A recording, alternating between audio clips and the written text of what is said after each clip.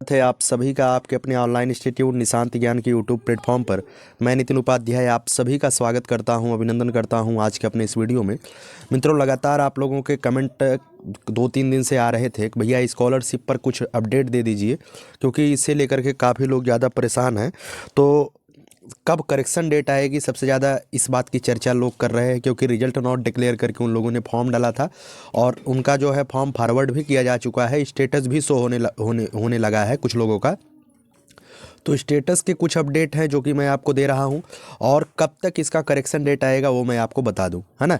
तो इसके बारे में चलिए इस वीडियो की शुरुआत करते हैं। अगर आप चैनल पे नए हैं सब्सक्राइब करिएगा, वीडियो लाइक करिएगा चैनल, और वीडियो को शेयर भी आप कर सकते हैं अपने मित्रों तक बताने के लिए, ठीक है। जो भी आपका स्टेटस शो हो रहा है धीरे धीरे वो सही हो जाएगा, आप उसके बारे में टेंशन मत लीजिए, ठीक है। कुछ चीज़ें हैं जो आपको करेक्शन डेट में करेक्ट करनी पड़ेगी, वह भी मैं बता रहा हूँ कौन कौन सी चीज़ें हैं, ठीक है। देखिए, करेक्शन डेट कब तक आएगी, सबसे बड़ी बात यह है कि करेक्शन डेट कब तक आएगी। इस बारे में अगर मैं आपको बताऊं तो करेक्शन डेट जो है 10 जनवरी के आसपास आ जाएगी, ठीक है। 5 जनवरी से 10 जनवरी के आसपास जो है आपकी करेक्शन डेट आ जाएगी, आप टेंशन मत लीजिए। अगर तब तक आपका रिजल्ट आ जाता है तो आप अपना रिजल्ट फिल कर दीजिएगा, अगर तब तक आपका रिजल्ट नहीं आता है तो आप तब भी वैसे ही फॉर्म रहने दीजिएगा, ठीक है। कोई दिक्कत नहीं है, मतलब कि पहले भी लोगों का छात्रवृत्ति आया है, आपका भी आएगा, टेंशन नहीं लेना है। जो रिजल्ट नॉट डिक्लेयर करके फॉर्म डालें, अगर रिजल्ट आ जाता है तो आप रिजल्ट डालिएगा, नहीं आता है तो कोई दिक्कत नहीं है, आप अपनी तरफ से अपना कार्य कर दिए हैं, ठीक है। उसके बाद बात करते हैं स्टेटस अलग अलग आ रहा है, ठीक है।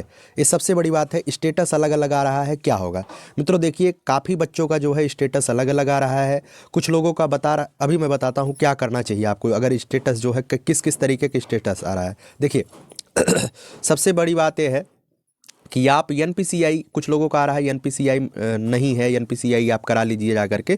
तो आप जा करके बैंक संपर्क करिए, ठीक है। आप बैंक जा करके संपर्क करिए, और बैंक में सबसे बड़ी बात आपको क्या करनी है, आपको अपना आधार कार्ड लिंक कराना है, ठीक है। आपको आधार कार्ड लिंक कराना है बैंक से, ठीक है। अगर कुछ बच्चों का आधार कार्ड लिंक है, ठीक है, आधार कार्ड लिंक है, तो फिर आपको क्या करना चाहिए, तो आपको जिस अकाउंट, जैसे कि कोई एक अकाउंट और आपने खुलाया होगा, ठीक है। एक अकाउंट आपका जीरो बैलेंस का होगा, ठीक है। एक अकाउंट आपका जीरो बैलेंस का होगा, एक अकाउंट ऐसा होगा जिसमें आप लगातार पैसा जमा करते हो, निकालते हैं, ठीक है। जो जीरो बैलेंस वाला अकाउंट है, अगर उसमें आपने आधार कार्ड लिंक नहीं कराया है, जाकर के जीरो बैलेंस वाले अकाउंट में आधार कार्ड लिंक करा लीजिएगा, क्योंकि जिस जिस अकाउंट में आपका आधार कार्ड लिंक है वो सभी अकाउंट जो है वहाँ पे दिख रहे हैं, ठीक है। तो प्रियरिटी जो दी जाती है, वरीयता है, वो जीरो बैलेंस वाले अकाउंट को दी जा रही है कि आपका पैसा उसी में भेजा जाएगा, ठीक है। तो आप सभी लोग, अगर नहीं अकाउंट लिंक है तो आप जीरो बैलेंस वाले अकाउंट में भी जाकर के आधार कार्ड लिंक करा लीजिएगा। कोई ज़रूरी नहीं है कि आपका पैसा उसी में आए जिसमें आपने जो है मतलब कि जिस बैंक का अकाउंट नंबर आपने दिया है, ठीक है। दूसरे में भी आ सकता है, ऐसा पिछली बार भी हुआ है, ऐसा आपकी बार भी होने वाला है, ठीक है। तो आप एनपीसीआई का मतलब यही है, आप जा करके जो है आधार कार्ड जिस जिस अकाउंट में आपका है सब जगह लिंक करवा लीजिए। उसके बाद उसके बाद मैं आपको बता दूं केवाईसी। मित्रों, केवाईसी अति आवश्यक है। जिस भी अकाउंट को आपने दिया है वहाँ पर जा करके, अगर आप वहाँ से लेन देन नहीं कर रहे हैं तो केवाईसी करा लीजिए, ठीक है। बिना केवाईसी के आपका फॉर्म रिजेक्ट हो सकता है, तो केवाईसी आप जरूर करा लीजिए। आपकी वजह छात्रवृत्ति का बात है, अगर आप डीएलएड कर रहे हैं, बीएड कर रहे हैं, तो एक बड़ी रकम जो है होती है, आपका आ जाएगा तो आपका सहारा हो जाएगा, तो आप केवाईसी जा करके जरूर करा लीजिए, ठीक है। केवाईसी आप करा लीजिएगा, कि बिना केवाईसी के सारी चीज़ें दिक्कत हो जाएंगी। और उसके बाद बात करते हैं मित्रों, पिछले वर्ष में कितने प्रतिशत अंक चाहिए। अगर अगर आप लोग छात्रवृत्ति चाहते हैं तो अब की बार क्लियर मेंशन किया गया था कि पिछले वर्ष में आपका 75% से ज़्यादा होना चाहिए, 75 या उससे ज़्यादा होना चाहिए, तभी जाकर के अगले वर्ष में छात्रवृत्ति आएगी। उससे कम होने की दशा में छात्रवृत्ति आने की उम्मीद बहुत कम होती है, ठीक है। 75% आपका जो है रिजल्ट होना चाहिए, और 75% आपकी उपस्थिति होनी चाहिए, बिना इसके आपकी छात्रवृत्ति नहीं आएगी, इस बात को ध्यान रखिएगा, ठीक है। अगर इससे कम है तो मुश्किल है छात्रवृत्ति आना, सीधी बात है ना। और इसमें जो है जनरल ओबीसी एससी एसटी नहीं दिया गया था, मात्र 75% लिख करके आया था। तो मैं क्लियर आपको बता दे रहा हूँ, बिना 75% के कल्याण नहीं होने वाला है। और एक बात बता दूं, अगर आपका जो है और भी ज़्यादा समस्याएं आती हैं, स्टेटस में बहुत इधर उधर मिसमैच दिखा रहा है, जैसे दिखा रहा है कि बोर्ड फॉर्म वगैरह मिसमैच दिखा रहा है, कुछ भी चीज़ मिसमैच दिखा रहा है, तो जैसे कि रोल नंबर मिसमैच दिखा रहा है और आपने सही किया है, मिसमैच दिखा रहा है, ठीक है, मिसमैच दिखा रहा है और आपने उसे सही किया है, सही आपने भरा है, तो तो आपको क्या करना चाहिए? तो आपको कोई टेंशन लेने की आवश्यकता नहीं है। अभी वो पहली बार जो है चेक किया जा रहा है, उसमें चीज़ें पकड़ में नहीं आती हैं। दोबारा जब वो चेक किया जाएगा तो जो है अपने आप सही हो जाएगा, ठीक है। उसमें आपको कोई टेंशन नहीं लेनी है, ठीक है। जो भी स्टेटस आपको दिख रहा है, अगर आपने करेक्शन डेट आपकी आ जाती है तो आप अगर कुछ चीज़ें गलत किए हैं तो आप उसे भर दीजिए।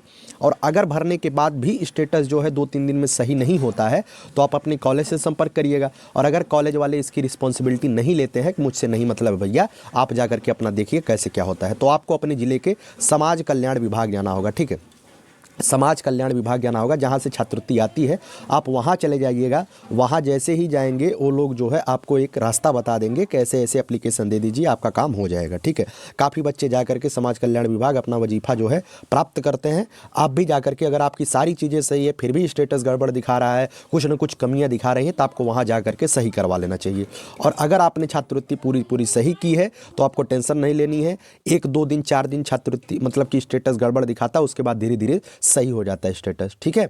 तो टेंशन मत लीजिएगा। रिजल्ट नॉट डिक्लेयर है, 6 जनवरी तक आपका, 5 से 10 जनवरी के बीच में जो है आपका वो आ जाएगा, क्या कहते हैं, करेक्शन डेट आ जाएगी। इसमें कोई दिक्कत नहीं लेनी है, ठीक है। उसके बाद कुछ बच्चे बात कर रहे थे, भैया क्या इसका ये बढ़ागा, क्या नाम है, आवेदन तिथि बढ़ेगी, ठीक है। आवेदन तिथि बढ़ने की संभावना जो है कम है, ठीक है, कम है संभावना। लेकिन हो सकता है कि अगर बच्चों के जो है एप्लीकेशंस जाते हैं, समाज कल्याण विभाग में जाते हैं, पहुंचाए जाते हैं लगातार हर एक जगह से, क्या कारण है कि आप आवेदन तिथि आगे बढ़ाना चाहते हैं। अगर ऐसे एप्लीकेशंस उन्हें प्राप्त होते हैं तो आवेदन तिथि में भी बढ़ने के चांसेज होंगे। लेकिन वर्तमान के समय के रवैयों को देखते हुए लेकिन कोई भी जो है छात्रवृत्ति को लेकर के उतना अवेयर नहीं होता है। कुछ बच्चे होते हैं जिन्हें आवश्यकता होती है, वही अवेयर होते हैं, तो बहुत कम एप्लीकेशंस वगैरह पढ़ते हैं। अगर एप्लीकेशंस पढ़ते हैं जिले के समाज कल्याण विभागों पर तो करेक्शन डेट मतलब कि आवेदन तिथि बढ़ने की संभावना रहेगी। लेकिन वर्तमान के समय में ऐसी कोई जानकारी नहीं मिली है कहीं पर कैसे कोई एप्लीकेशन प्राप्त हो रहे हैं, न ही विद्यालय की तरफ से न ही बच्चों की तरफ से। सब अपने एकदम मार के मस्त हैं, तो कोई दिक्कत नहीं है लोगों को। विद्यालय से कोई मतलब नहीं, आपका आए छात्रवृत्ति चाहे न आए वो आपका काम है, तो आपको देखना चाहिए, ठीक है। तो अगर आवेदन तिथि बढ़ती है तो आपने अभी तक आवेदन नहीं किया तो आप आवेदन कर लीजिएगा। और अगर कर दिया है तो करेक्शन डेट बहुत जल्दी आ जाएगी, ठीक है, 5 से 10 जनवरी के बीच आ जाएगी। स्टेटस अलग अलग है तो आपको क्या करना चाहिए मैंने पूरा बता दिया है, टेंशन आपको नहीं लेनी है, ठीक है। चलिए, बहुत बहुत धन्यवाद वीडियो को पूरा देखने के लिए। अपने मित्रों तक आप इसे शेयर भी कर सकते हैं। बहुत बहुत धन्यवाद। जय हिंद, जय भारत।